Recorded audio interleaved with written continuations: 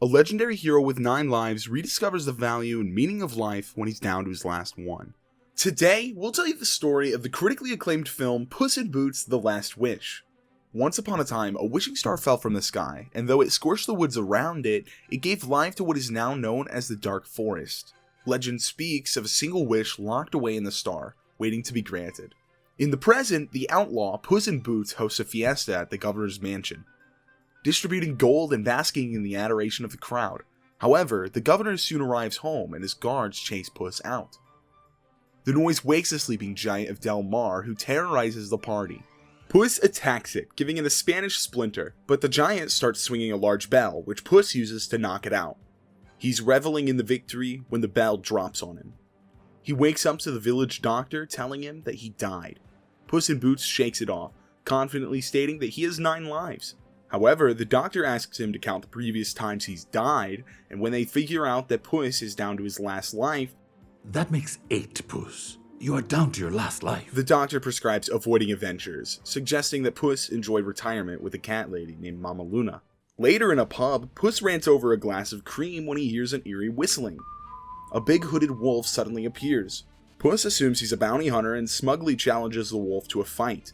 The wolf draws blood, terrifying Puss so much that he scrambles away in fear, leaving his sword behind. Puss flees to Mama Luna's. He buries his outfit in her yard, marking the spot like a grave as he buries his identity as a fearless hero, Puss in Boots. At Mama Luna's, Puss receives a new name, Pickles.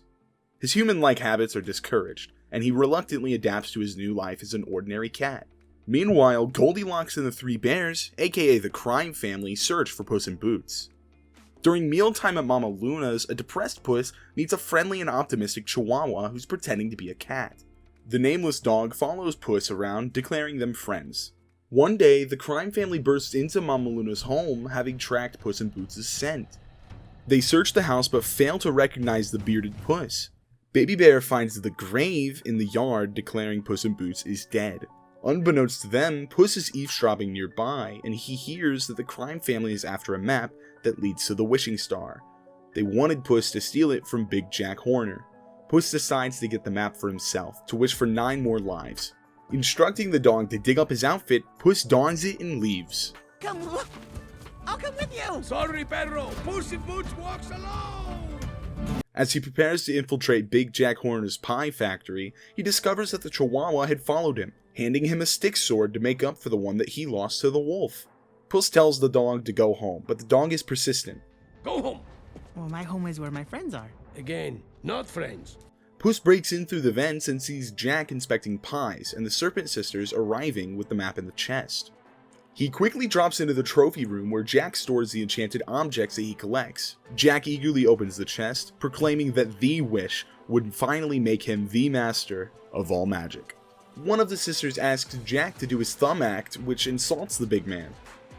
As he deals with them, Puss uses the distraction to retrieve the map, but Kitty Softpaws, who's been hiding inside the chest, kicks him hard.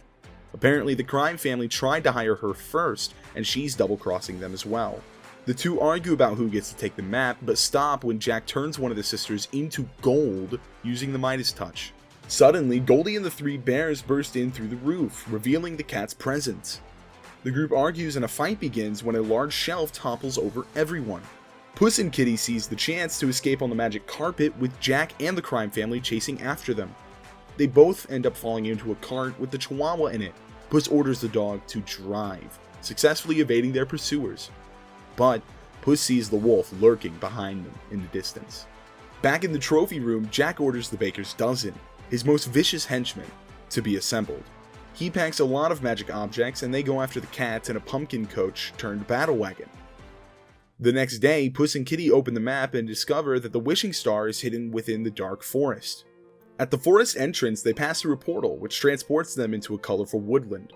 Kitty doesn't want to give Puss the map, so he does his famous cute eyes act, which the dog immediately falls for, but leaves Kitty unimpressed. The 2 cats have a cuteness showdown, causing the Chihuahua to faint. They open the map together, but when Puss touches it, the forest turns into a fiery swamp with the map showing a perilous path to the wishing star.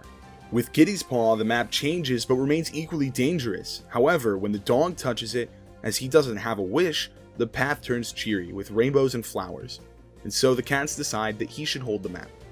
The group sees the crime family land in the dark forest and hurry away, while Baby Bear tracks Puss and company. Goldie tells the bears how the wishing star will make everything just right for all of them.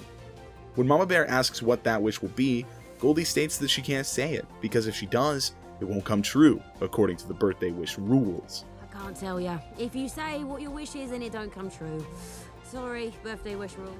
We find Puss saying the same thing to the nameless dog that they casually call perro, which is Spanish for dog, with both cats refusing to reveal their wishes. Suddenly, large growling flowers pop up, sending Puss and Kitty flying back and blocking their way forward. They've now reached the pocket full of posies. The cats immediately attack the flowers while the dog simply sniffs one, which coos and lets him through. Puss and Kitty are trapped, so Perro teaches them to stop and smell the flowers. Take your time and really appreciate what's right in front of you. The cats remark that the way through is so cheesy and weird, just like the dog, which leads Kitty to ask their companion about his story. Perro happily tells them.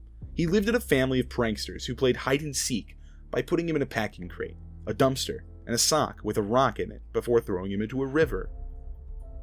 He chewed through the sock, swam his way out, and still thinks he's it.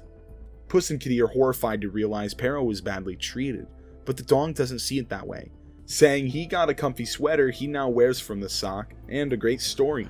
He remains upbeat, insisting that he doesn't need a wish, as he already has two best friends in Puss and Kitty. No magic required. Not far behind, Baby Bear sniffs two cats, a dog, and a pie? And spots Jack Horner and his bakers gaining on them. Using Excalibur that's still attached to a rock, Jack strikes Goldie and the bears off path. The posies viciously attack Jack's group. So he rifles through his bag of enchanted objects and takes out what he thinks is a magical locust that'll devour the flowers. But it turns out to be an ethical bug who's only good at being a conscience.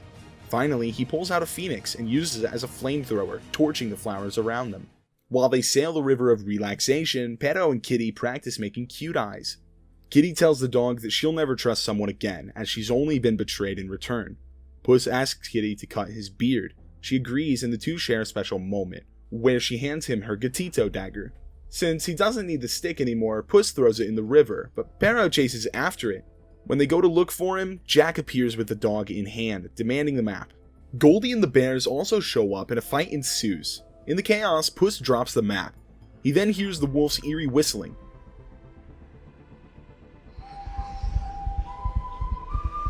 causing a frightened Puss to run away. The dog follows him, distracting Kitty and allowing Goldie to take the map. In her hands, the terrain transforms, allowing the crime family to escape.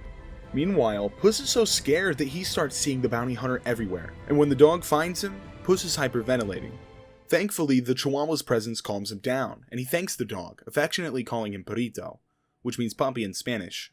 Puss confesses that he's down to his last life, and that he's afraid.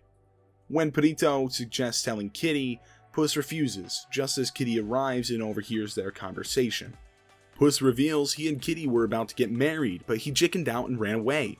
After Kitty hears him saying that he regrets hurting her, she makes a loud noise to warn them that she's nearby. She isn't mad anymore, merely telling her friends that they'll get the map back. Meanwhile, Goldie and the bears are entering nostalgic pines. They're messing around when the map fizzles. It tells Goldie that perhaps she only needs to adjust her view, as what she seeks might be right in front of her. The four of them come upon a cabin that looks just like theirs back home. The bears make themselves at home, while Goldie finds a book of fairy tales. She sees a memory of herself when she first stumbled into the bear's home, which Mama Bear fondly recalls as the day their world became just right. At the same time, while climbing up a tree, Puss apologizes to Kitty about what he did at Santa Coloma. She tells him it's fine, saying that she didn't show up to the wedding either. Atop the tree, they spot the crime family's cozy little cabin in the middle of the woods. Elsewhere, Jack observes the events through a crystal ball, pondering on how he should go about eliminating everybody. The ethical bug is shocked at how little Jack actually cares. That's when Jack reveals that anything is worth it to get his wish, which is to keep all the magic in the world for himself. All but one of the baker's dozen fall into a canyon when Jack uses them as a human bridge. The ethical bug declares Jack is horrible, only to get flicked away. As they're about to break into the cabin, Kitty tells Puss that she's willing to share the wish with him. They retrieve the map, but Goldie immediately notices its absence. the crime family finds Puss, and a struggle ensues. Puss and Kitty manage to grab the map, and the two share another moment before the land shape shifts again, with the ground splitting up, leaving the cats on one side and the crime family with Perrito on the other. When Puss tries to track Perrito using the map, his touch triggers the Cave of Lost Souls, which traps him inside. The two cats agree to split up, with Kitty saving Perrito while Puss finds a way out. Inside the cave, Puss encounters his arrogant past lives who distract him from escaping. Meanwhile, Kitty locates the crime family. They're setting a trap for cats while also ribbing and teasing each other. Perrito appreciates the family dynamics and sincerely tells Goldie that she won the orphan lottery. When the bears look away for a second, Kitty snatches Perrito, and in frustration, Baby triggers the trap. In the cave, Puss's past selves urge him to take the wish for himself and regain his status as a glorified legend. But Puss clearly remembers the loneliness of his former selves. His past selves mock him, prompting Puss to walk away and run straight into the wolf. When the wolf reveals that he's been present at all of Puss's deaths, Puss realizes that he is not a bounty hunter, but he is Death himself. Offended by Puss's failure to value his extra lives, Death intends to take Puss's final life prematurely. A horrified Puss rushes out of the cave, barely escaping Death's clutches. He heads straight for the star to get more lives, ignoring Kitty and Perrito's calls. Puss reaches for the wishing star and climbs onto its surface. He opens the map to make his wish, which causes the star to emit bright light beams that reach the sky. Meanwhile, the crime family is lost in the forest.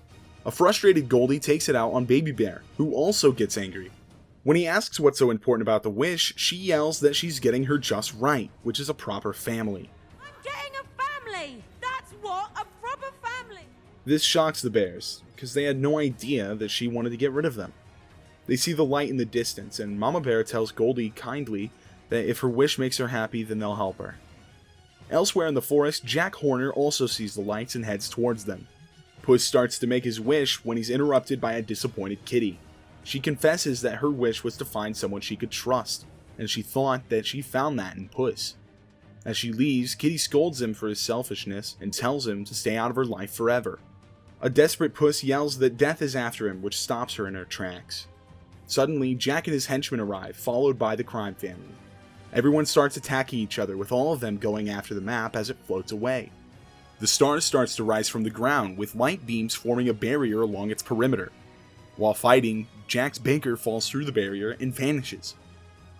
Baby Bear gets blasted too and almost falls into the barrier with his parents frantically holding onto him, just as Goldie gets the map. She decides to abandon it to save her brother. Jack gets a hold of it, but Kitty knocks it out of his hands and shoves him into the bottomless bag. Perrito catches the map and presents it to Puss, remarking that sharing his one life has made it special. And perhaps, one life is enough. Maybe one life is enough. Everyone suddenly hears Death's eerie whistling, and he appears, easily passing through the barrier before putting up another one around him and Puss. He tosses Puss's sword towards him and tells him to pick it up. The terrified Puss panics, torn between making the wish for more lives or staying and fighting for his last one. But then he remembers the moments with Perrito and Kitty, and there he finds courage. Puss says he's done running, and the two have an intense fight. When Puss loses his sword, he uses Kitty's gatito blade to continue fighting, managing to temporarily disarm Death. However, instead of his usual gloating, Puss admits that he can never defeat Death, but also declares that he will never stop fighting for his last life. Seeing that Puss has lost his arrogance, Death backs off and spares him. Puss and Death acknowledge that they will eventually meet again. You know we will meet again, right? Sí, hasta la muerte. And Death leaves. Puss offers the map and wish to Kitty, but she doesn't take it, saying that she already has someone she can trust. No magic required. They're interrupted as a giant-sized Jack emerges from the bag, courtesy of a Wonderland biscuit. He takes the map and starts to make his wish, but Perrito distracts him with the cute eyes. The crime family launches Puss and Kitty at Jack, who gets Spanish splinters on both thumbs. Spanish Splinter! Goldie, Puss, and Kitty tear the map apart, causing the star to shatter and collapse. They make a quick getaway while Jack tries to put the map back together, only to watch the ethical bug and Phoenix incinerate a piece, which burns the whole map. The collapsing star swallows Jack before rocketing towards the sky and exploding in a spectacular display. In the aftermath, Goldie declares the bears her real family, and they leave to take over Jack Horner's bakery. Puss and Kitty finally try to give Purito a proper name like Chiquito or Chomper or Jeff. Purito decides to stick with Purito, since that's what his friends call him. Together, Team Friendship, made of Puss, Kitty, and Purito, steal the governor's ship, sailing off to find new adventures and see old friends in a land far, far away. So, what did you think of this movie? Leave it in the comments, and if you enjoyed this recap, please like and subscribe for more. See you next time!